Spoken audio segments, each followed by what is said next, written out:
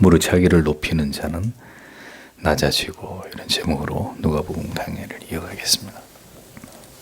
안식일의 주인이 되시는 예수 그리스도께서는 고창병 환자를 안식일에 고치신 사건을 통해서 주님이 이 땅에 오신 궁극의 이유와 목적은 율법 아래서 숨막히는 압박을 당하고 있는 모든 하나님의 자녀들에게 궁극의 그 영혼의 해방을 주시기 위함이라는 것을 나타내셨습니다.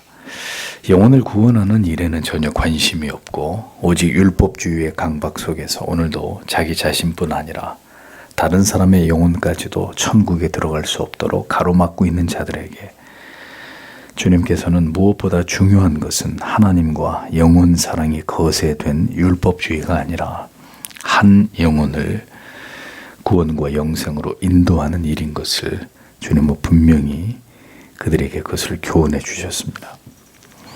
자기를 초대해 놓고 이렇게 그리스도를 시험하고 있는 자들을 향해서 그리스도께서는 역으로 그들을 책망하고 훈계하시면서 그들에게 바른 진리를 전하고 계시는 모습이 성경에 기록이 되어 있습니다. 이제 주님은 초대받은 이 바리새인의 두령의 집에서 주님의 눈에 띄는 어떤 모습을 바라보시면서 또 다른 교훈을 그들에게 이어가고 계시는 모습이 오늘의 본문에 나와 있는 말씀입니다. 그래서 7절에서 9절을 다시 보겠습니다. 그리고 그가 초대받은 사람들에게 비유를 말씀하고 계셨다. 어떻게 그들이 상석들을 선택하고 있었는지 관찰하시면서 그들에게 말씀하시기를, 내가 어떤 사람에 의해 혼인잔치들에 초대받을 때 너는 상좌에서 식탁에 기대지 말라. 혹시라도 너보다 더 귀한 사람이 그에 의해서 초대받아 있을까 하므로, 그러면 너와 그를 초대한 사람이 와서 너에게 말할 것이다. 너는 이 사람에게 자리를 주어라. 그러면 그때 너는 부끄럽게 마지막 자리를 차지하기 시작할 것이다. 이렇게 기록이 되어 있습니다.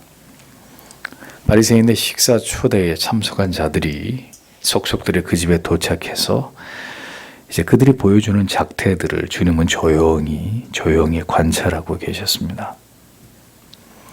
사람의 행동과 말에는 은연중에라도 그 사람의 말과 행동에는 그 사람의 인격과 인품이 담겨 있기 마련입니다. 그런데 그 집에 초대된 바리새인들은 아마도 그 식사 자리에서 서로 상석을 차지하려고 하는 경쟁이 있었던 것으로 보입니다. 자기들이 가장 돋보이는 자리에 앉고 싶었을 것입니다. 당시 유대인들은 관습상 그 잔치에 앉는 순서는 그 손님들의 신분이나 지위에 따라서 정해지는 경우가 일반적이었습니다. 그래서 귀한 손님일수록 그 잔치에 가장 마지막에 도착하는 것이 관례였고, 당시의 연회석은 디귿자 모양으로 되어 있었습니다. 그래서 상좌는 이 가운데 자리, 이 옆에는 이제 그 다음이고, 가장 VIP는 디귿자 모양에서 가장 가운데 자리에 배석을 하게 됐습니다. 이 자리에 식사를 초대받은 사람은 귀족이나 혹은 부자들이 앉는 그런 자리였습니다. 그러니까 가장 돋보이는 그 상좌에 앉아서 참석한 모든 사람들의 주목을 받으면서 높임을 받는 것을 좋아했던 이 바리새인들의 그 추악한 모습이 고스란히 주님의 눈에 포착되고 있었던 겁니다. 주님께서는 이제 이에 혼인잔치의 비유를 가지고 교훈을 시작하셨습니다. 그러면서 혼인잔치에 초대를 받거든 그 상석에 네 스스로 네 발로 가서 앉지 말아라. 이렇게 말씀을 하십니다. 앉는다라고 한글 성경에는 기록이 되어 있는데 원문에는 유대인들은 식사를 할 때 이렇게 비스듬히 팔을 괴고 다리를 쭉 뻗고 이렇게 반쯤 누워서 식사를 하는 그들의 관습이 그러했거든요. 그러니까 비스듬히 누운 자세를 묘사하는데 손님의 자리가 그러니까 이게 이 자리가 이런 의자가 아니고 잘 보면 이렇게 그 뭐라 그럴까요? 마루 같은 이런 형태죠. 사람이 이렇게 누워서 앞에 이제 노예들이 음식을 차려 놓으면 다리를 이렇게 옆으로 길게 뻗고 팔을 괴면서 음식을 이렇게 먹으면서 이제 서로 쳐다보고 대화를 나누고 이렇게 이제 식사를 하곤 했는데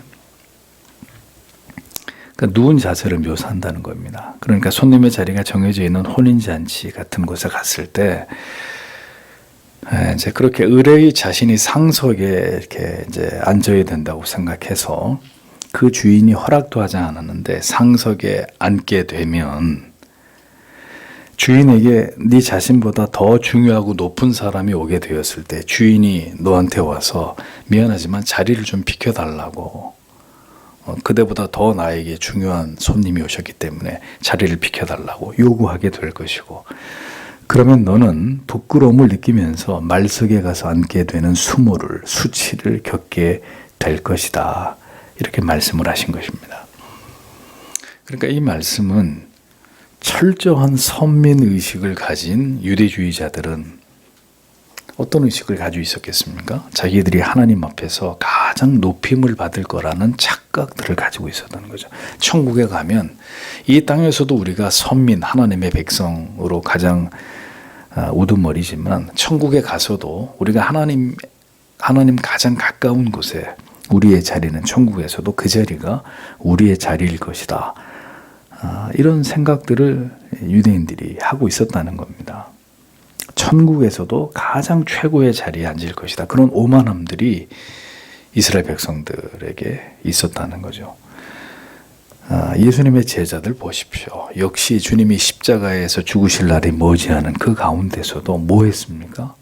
서로 자리를 놓고 다툼을 하잖아요. 누가 더 높은 자리에 올라갈 것인가. 이게 인간의 모습이라는 겁니다.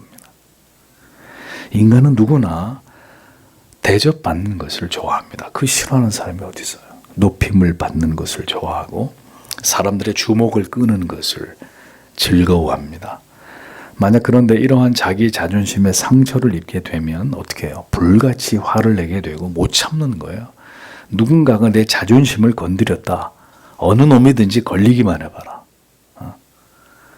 그게 사람이란 말입니다. 자기의 자존감이 짓밟히고는 절대로 견디지 못해하는 그런 존재가 인간입니다. 보편적으로 우리가 가지고 있는 본성입니다. 대접받기 좋아하고 무시당하는 것을 절대로 용납하지 않으려고 하는. 그런데 예수 그리스도께서는 제자들에게 이런 마음을 버리라고 말씀하는 거예요. 이 땅에서 대접을 받고 높임을 받고자 하는 마음을 다 내려놓을 것을 말씀하고 있습니다. 바리새인들에게는 절대로 수용하기 불가능한 말씀이었겠지만 주님께서는 이렇게 높임을 받고 상석에 앉아서 대접받기를 좋아하는 그 바리새인들을 빗대어서 제자들에게 이런 행위는 참으로 부끄러운 것이다 라는 것을 교훈하고 계셨다는 것입니다. 천국에서 상석을 앉을 것이라고 기대했던 유대주의자들 아무도 그 자리에 앉을 수 없죠. 오히려 겸손히 말석에라도 앉을 것을 고대하면서 구원의 감격 속에서 주님을 섬기고 있는 예수님 이후 모든 이방인들, 진실된 그리스도인들만이 선민 이스라엘 백성들을 제치고 하늘에서도 높임을 받게 될 것이라는 이 진리를 우리는 분명히 기억해야 되는 것입니다.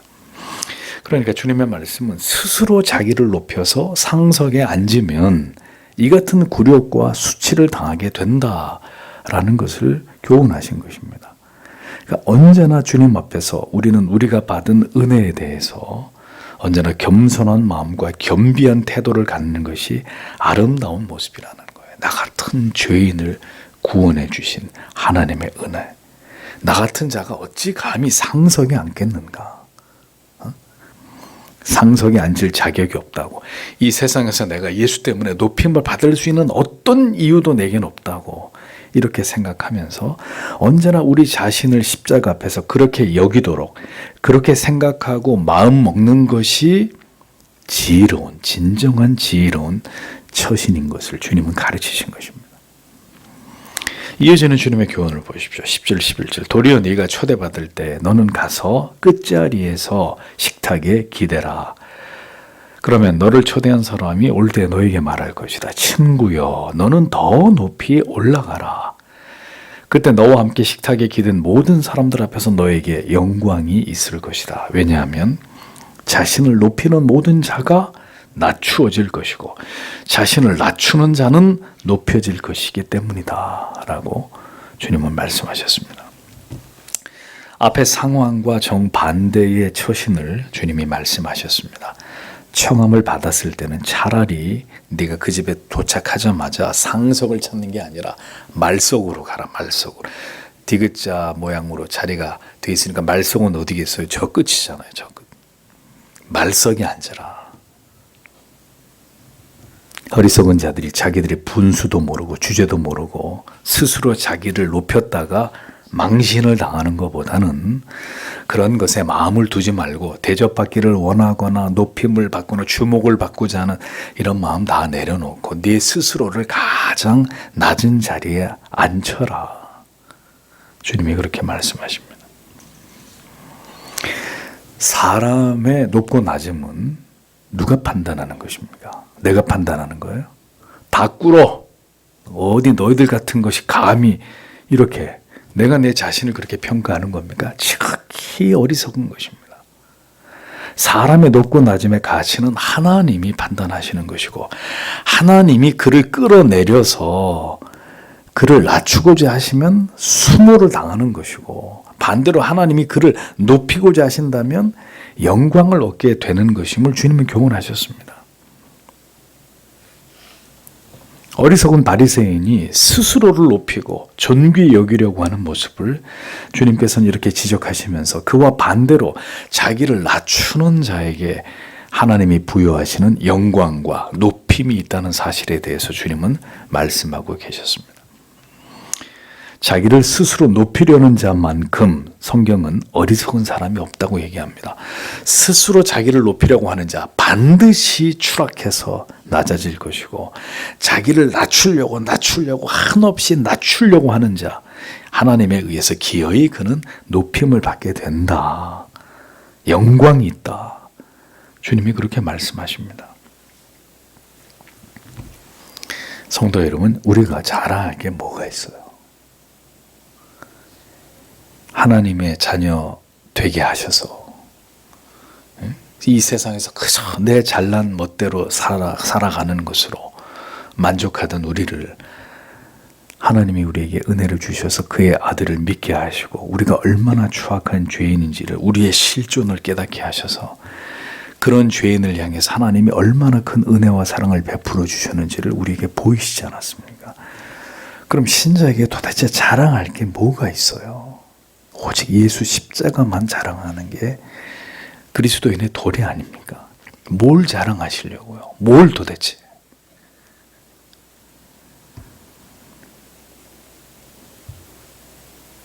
구원의 기쁨과 소망을 가지고 그리스도께서 걸어가신 그 길을 겸손히 걸어가는 자에게 그자에게 찬란히 빛나는 영광이 있는 것입니다. 이 세상을 지나갈 땐 성도 여러분 낮게 더 낮게 가십시오.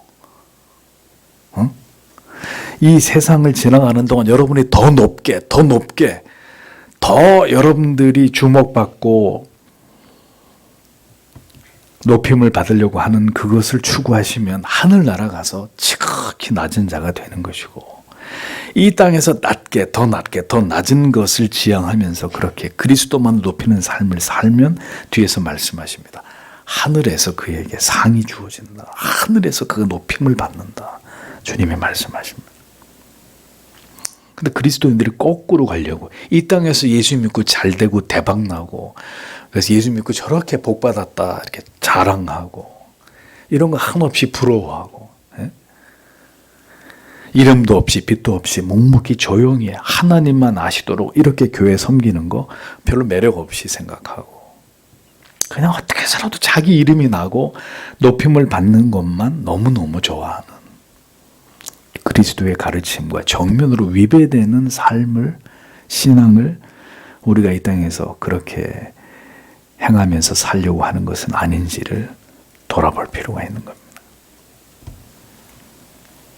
세상에서 높임받고 사람들이 알아주는 대우를 받으면 하늘에서 아무것도 누릴 것이 없습니다. 기억하십시오. 아무것도 그자는 하늘에서 얻을 것이 없습니다. 하나님이 높이기를 원하신다면 이새의 막내 아들 탁 어울리게 아무도 주목하지 않던 소년이 이스라엘의 위대한 왕이 될 수 있었습니다. 그러니까 어디에 있든지 간에 하나님이 당신을 사용하기를 원하신다면 당신이 세상 끝에 숨어 있게 되더라도 하나님은 그를 들어서 역사의 중앙 무대 위에 세우시는 하나님이십니다. 하나님이 그를 그렇게 쓰겠다고 하시면, 그러니까 감추어진 보화처럼 그 진가를 그가 있는 곳에서 하나님이 드러내신단 말이죠. 그러니까 그 모든 일은 내가 나를 피하래서 자기 PR 시더라고. 피할 건 피하고 알릴 건 알리는 게 PR이에요. 자기를 그렇게 막 이렇게 자기를 뽐내고 드러내는 게 이제는 미덕이에요. 이제는 이렇게 자기를 잘 이렇게 포장하는 거, 그거 잘하는 것도 이제 그것도 재능인 거죠. 세상에서는 그렇단 말입니다. 근데 반대로 감추어진 보화처럼 감추고 자기를 감추었는데 하나님이 기어이 그를 갈고 다듬고 준비시켜가지고 역사의 무대 속에 등장시키는 거예요. 짠 하고. 그랬던 인물이 누굽니까? 세례 요한 같은 사람. 얼핏 보면 광인, 거릉뱅이 같이 생겼는데 여자가 낳은 자 중에 이보다 위대한 자가 없다고 한. 그러니까 모든 일은 내가 하는 게 아니라 내가 내 가치를 만드는 게 아니라 내 노력으로 내 가치를 창출해내는 게 아니라 하나님께서 그의 가치를 매기시고 하나님 앞에서 지극히 자기를 낮추는 자를 통해서 하나님의 뜻과 계획을 하나님은 이 땅에서 이루어 나가시는 분이다라는 것을 우리는 잊어서는 안 되는 것입니다. 그래서 베드로전서 5장 6절에 뭐라고 기록되어 있습니까? 그러므로 하나님의 능하신 손 아래에서 겸손하라. 때가 되면 너희를 높이시리라. 이렇게 말씀하고 있잖아요. 언제나 주님 앞에서 겸비한 마음을. 아니 성도님 여러분 생각해 보십시오. 틈만 나면 자기를 높이려고 하는 사람을 주님이 쓰시겠어요? 주님이 그를 높이면 높일수록 주님을 높이는 게 아니라 자기를 높일 게 불보듯 뻔한데 그 틈만 있으면 자기 이름 내려고 그러고 자기가 했다 그러고 자기가 뭐든지 이렇게 뭔가를 드러내지 못해서 안달인 사람을 하나님이 높이게, 하나님 계속 낮추는 거예요. 그래서 그가 자기의 교만을 깨달을 때까지 계속 낮추신다고요, 하나님이. 반대로 저는 주님 아무것도 아닙니다. 제발 저를 좀 가려 주십시오, 주님. 저는 너무 부끄럽습니다. 저는 아무것도 할 줄 아는 게 없고 너무너무 주님, 제가 주님의 교회를 위해서 뭔가를 한다는 것 자체가 저는 너무 부끄럽고 그냥 조용히 이름도 없이 빛도 없이 조용히 저는 그렇게 주님을 섬길 뿐이고 저의 존재가 절대로 드러나길 원치 않습니다. 그렇게 명예와 인기를 높임을 피해서 도망치는 사람, 하나님이 그 자를 거기다 앉혀서 쓰시는 거예요. 왜? 아무리 그를 높여도 그는 절대로 자기를 높이지 않고 자기를 거기에 세운 하나님만을 높일 자라는 걸 하나님이 아시기 때문에. 세상에 높아지려고 하는 자들의 저 말로를 보십시오. 우리가 배워야 될 거 아니에요. 세상의 역사를 통해서도 얼마나 추악한 어떤 결과들을 향해 가고 있는지. 예? 언제나 주님 앞에 겸비한 마음을, 자기 스스로를 상석에 앉게 하려고 하는 마음을 버리고 성실하게 여러분 주님을 섬기시는 성도님들이 되십시오. 그리고 그렇게 되기 위해 잘 준비하십시오. 주인이 당신을 높은 자리로 앉게 할 만큼. 아니 이 사람이 VIP라야 VIP 자리에 앉힐 거 아니에요. 이 주인에게 굉장히 중요한 사람, 큰 영향을 미치고 굉장히 중요한 사람이라야 이리 오십시오 친구요. 왜 당신이 거기에 앉아 있습니까? 이리 오세요. 빨리 여기 앉으세요. 여기가 당신 자리입니다. 그러려면 그만한 사람이 돼야 되는 거 아닙니까? 잘 준비해야죠. 주인이 당신을 높은 자리에 앉게 할 만큼 최선을 다해서 성실하게 인정받는 삶을 살아야죠. 아무나 거기 앉히겠습니까? 숨어 있어도 찾아내서 기어이 그대를 높이시는 하나님이시다. 잊어버리지 마십시오. 자, 이어서 잔치에 대한 비유 속에서 주님이 또 한 가지의 교훈을 말씀하셨습니다. 12절에서 14절을. 그런데 그가 그를 초대한 사람에게 또한 말씀하고 계셨다. 내가 점심이나 저녁 식사를 준비할 때 너는 너의 친구들도 너의 형제들도 너의 친척들도 부유한 이웃들도 초대하지 말라. 혹시라도 그들 또한 너를 담내로 초대해서 그것이 너에게 보답이 될까 하므로 도리어 네가 잔치를 준비할 때는 너는 가난한 자들, 불구자들, 저는 자들, 소경들을 초대하라. 그러면 너는 복될 것이다. 왜냐하면 그들은 너에게 갚을 것을 가지고 있지 않기 때문이다. 왜냐하면 그것이 외인들의 부할 때 너에게 갚아질 것이기 때문이다. 이렇게 기록이 되어 있습니다. 자, 이번에는 주님이 자기를 청한 바리새인들에게 말씀하십니다. 이 친구들아, 너희가 점심과 저녁에 대접을 하려고 하거든. 응? 너희들의 벗이나 형제나 친척이나 돈 많은 너희들의 이웃을 초대하지 마라. 이렇게 주님이 말씀하십니다. 유대인들에게 점심은 늦은 아침이에요. 첫 번째 먹는 식사인데 그것을 뜻하고 저녁은 늦은 오후에 먹는, 유대인들은 이 식사를 가장 잘 차려서 먹었습니다. 늦은 오후에 먹는 이 저녁인데 예수님은 이 식사의 자리에 벗, 형제, 친척, 부자, 이웃 그들은 초대하지 말아라 이렇게 말씀합니다. 그리고 이 네 부류의 사람들에 이어 말씀하시는 그 반대편에 있는 사람, 가난한 자, 신체적 장애가 있는 사람들, 소경들, 완전히 대주를 이루고 있는 다른 사람들, 이들을 초대해라. 여러분 한글 성경에 병신이라고 이렇게 기록이 되어 있는데 헬라어에는 아나페이루스라는 말입니다. 이게 불구된, 뒤틀려진 이런 뜻이거든요. 그러니까 장애를 가진 사람을 말하는 거예요. 이런 사람들을 오히려 식사에 초대를 해야 된다 이렇게 말씀하는 거죠. 그런데 첫 번째 언급한 네 부류의 사람들은 그럼 상대하지 말라는 말이냐? 그런 말이 아니라 이들보다는 친척이나 벗이나 돈 많은 이웃보다는 이들보다는 더 어려운 사람들, 정말 도움의 손길이 한 끼의 식사를 대접하는 것만으로도 큰 위로가 될 만한 그런 손길이 절실한 자들에게 대접하는 일과 베푸는 일을 먼저 힘쓰라는 그런 의미입니다. 도움의 손길이 필요 없는, 굳이 뭐 밥 한 끼 사줘도 그만 안 사줘도 그만, 뭐 지 돈으로 얼마든지 사 먹을 수 있는 이런 사람들에게 밥을 사는 것은 의미가 없는 일이고, 밥을 사려면 정말 자기 돈으로 밥 한 끼 먹을 수 없는 정도의 어려움 가운데 있는 사람들, 가까운 사이나 넉넉한 사이의 사람들을 챙기는 일보다 어려운 이웃들을 섬기고 그들을 돕고 그들을 베푸는 일에 더 열심을 내야 된다. 이것을 강조하신 말씀입니다. 형제나 친척이나 벗이나 돈 많은 이웃에게 베풀면 어떻게 돼요? 또다시 네가 그들에게 초대를 받게 된다 이겁니다. 그래서 네가 베푼 것 이상으로 융숭한 대접을 네가 다시 받게 될 게 아니냐. 그렇게 준 것을 돌아받는 것은 너희 하나님 앞에서 아무 의미가 없는 것이다. 그것은 진정으로 하나님 앞에서 선하고 복된 행위는 내게 되갚을 능력이 없는 자들에게 그들을 찾아가서 그들을 초대해서 그들에게 베풀고 먹이고 입히고 나누어 줌으로 선행을 행하는 것이다. 이렇게 말씀하고 있습니다. 그러니까 하나님의 기준은 준 것을 돌아받는다. 의미 없는 거라는 거예요. 그러니까 돌려받을 수 없는 자들에게 값없이 베푼 그것을 하나님이 귀하게 여기시고, 심지어 의로운 자들의 부활의 때에, 즉 내세에서 하나님께서 그 모든 선행에 대해서 반드시 갚아주신다라고까지 말씀하고 있지 않습니까? 우리 모두가 값없이 하나님께로부터 예수 그리스도를 통해 구원의 놀라운 은혜를 입은 자들입니다. 도무지 갚을 길이 없는 은혜와 사랑을 입은 자들이 우리들입니다.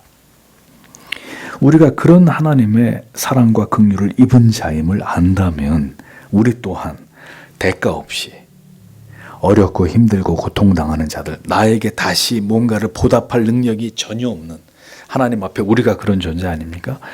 그런 자들을 돌아보아 그들에게 선행을 베푸는 것이 하나님을 닮은 것이라는 거예요. 하나님의 그 사랑을 닮은 것이라는 거죠. 뭔가를 베풀어서 다시 돌려받을 수 있으면 그건 신자에게 아무 영광도 아무런 상도 되지 않는 일입니다. 그런데 우리 보편적인 사람들은 내가 하나를 주면 둘을 얻으려고 그러죠. 도둑놈 신법입니다. 내가 한 끼 사주면 두 끼, 세 끼 얻어 먹어야 된다고 생각하죠. 이건 신자의 마인드가 아닌 거죠. 무언가를 베풀어서 다시 받을 수 있다면 우리에게 아무런 상관이 없는 일이에요. 거저받은 사랑을, 그 하나님의 은혜를 소외되고 고통당하는 사람들에게 베풀 때 그게 진정한 우리가 받을 상이 된다. 우리는 이것을 기억해야 합니다. 그들에게 행한 모든 것을 주님께서 누구에게 한 걸로 간주하십니까?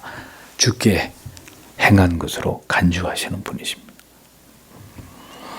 그러니 이 몸이 불편한 사람들, 소경들, 당시 유대 공동체 속에서 소외된 대표자들이었습니다. 그들은 전쟁에 나면 참전의 의무에서도 제외됐고 또 참전의 의무에서도 제외됐기 때문에 그 외에 그 유대 공동체 안의 모든 공동의 식사 자리에서도 항상 이들은 제외, 거기에 참석할 자격이 없는 자들이었습니다. 그러니까 구약적 관점에서의 장애를 가진 자들에 대한 편견이 그랬습니다. 다 하나님의 저주와 벌을 받은 사람들이기 때문에 이렇게 기피의 대상들, 모든 것을 이렇게 제외시키는 자들이었습니다. 그러나 그리스도께서는 이러한 구약적 관습과 법을 깨뜨리시면서 오히려 그런 소외당하고 고통받는 자들을 초대해서 그들에게 선행과 사랑과 긍휼을 베풀 때 그런 자가 결국 천국의 초대를 받게 되고 하나님이 주시는 영광의 상을 누리게 되는 자들이 된다. 이 말씀을 그 바리새인들 앞에서 주님이 하고 계셨던 거예요. 너희들은 순 엉터리들이야. 지금까지 너희들이 행한, 너희들끼리 먹고 마시는 그런 짓은 너희 하나님과 아무런 상관이 없는 일들이야. 그걸 주님께서 교훈하신 거죠. 우리의 모든 도움의 손길을 필요로 하는 자들, 또 성도 여러분, 누가 지은 자들입니까? 하나님이 지으신 자들입니다.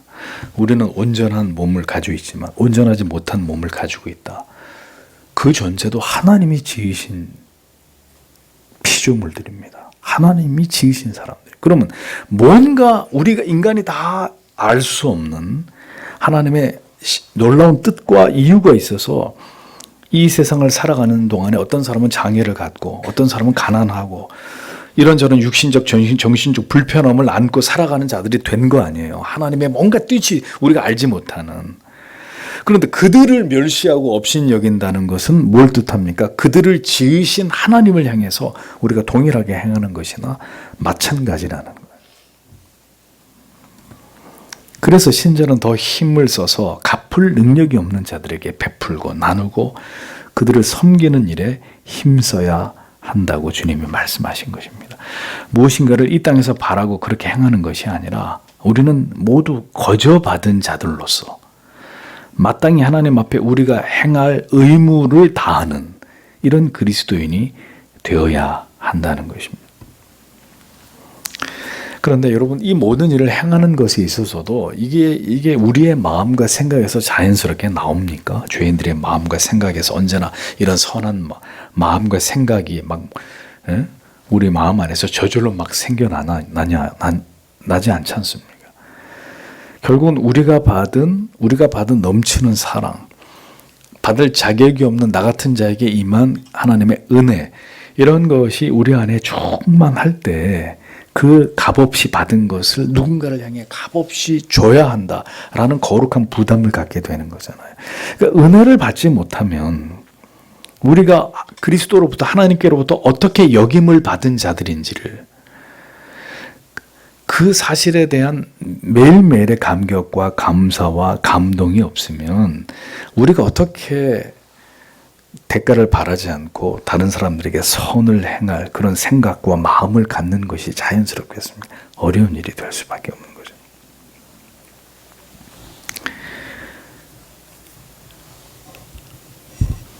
은혜가 없으면 우리는 반드시 죽고 난 다음에 받을 것을 생각할 것이고, 내가 행한 이 모든 선행이 모두 교회 앞에 드러나서 알려지게 되는 것을 은근히 바라게 될 것입니다.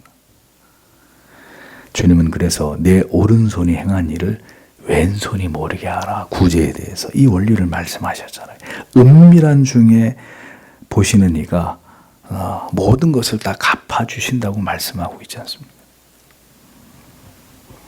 주님께서는 바리새인이 초대한 식사의 자리에서 상석에 앉지 말 것을, 그리고 되돌려 받거나 대가를 얻을 것을 기대하지 않으면서 소외된 약자들을 너희가 섬길 것을 말씀하셨습니다. 모두가 우리 자신이 누구인지 어떤 은혜를 값없이 받은 자들인지를 깊이 인식하고 살아갈 때 우리가 같이 행할 수 있는 것입니다. 겸손도 선행을 베푸는 일도 내가 누군지를 알아야 어떻게 구원을 받은 어떤 하나님의 은혜를 통해 영생을 얻게 된 자들인지를 날마다 깨닫는 나를 겸비케 할 수밖에 없는 이런 은혜가 있어야 그렇게 살아가는 것이 가능한 일이지. 이런 은혜도 깨달음도 없으면 어떻게 되겠습니까? 인간은 한없이 높아지는 것이고, 그리고 우리의 관계라고 하는 것은 절대로 이해 타산에 의해서 닮은 삼키고 쓰면 뱉어버리는 이 관계에서 조금 더 벗어나지 못하게 되는, 그 사람들이 신자를 할지라도 똑같은 인생 사는 거예요. 주님은 말씀하십니다. 어떻게 사는 것이 그리스도인다운 하나님이 보시기에 선하고 아름답고 가치 있는 하늘의 상을 쌓는 삶인지를 오늘도 주님은 가르치고 계십니다. 힘없는 자를 돕는 일, 그가 누가 되었든 간에 힘없는 자를 돕는 일, 연로한 부모님이나 가난한 지체들이나 몸이 불편하고 궁핍함 가운데 있는 우리 주변에 있는 사람들이나 우리가 힘을 다해서 우리 자신을 알리거나 보상을 바라지 않고 오직 우리가 받은 은혜와 사랑 때문에 그 일을 오늘도 묵묵히 행할 수 있도록 우리의 삶의 이유가 그래서 하나님 사랑과 이웃 사랑의 이 대의를 따라서 살아가는 그 삶이 될 수 있도록 하나님 오늘도 우리의 영혼이 메마르지 않도록 우리 향하신 하나님의 넘치는 은혜와 사랑을 날마다 진리 안에서 깨닫게 해주셔서 그 은혜로 이 하나님을 기쁘시게 하는 하늘의 상을 기대하는 이 삶을, 이 아름다운 삶을 이 땅에서 우리가 감당할 수 있도록 하나님 우리를 붙들어 주십시오. 오늘도 이러한 기도의 제목을 가지고 하나님 앞에 기도하는 저희들이 되어야 되리라고 믿습니다. 기도하도록 하겠습니다.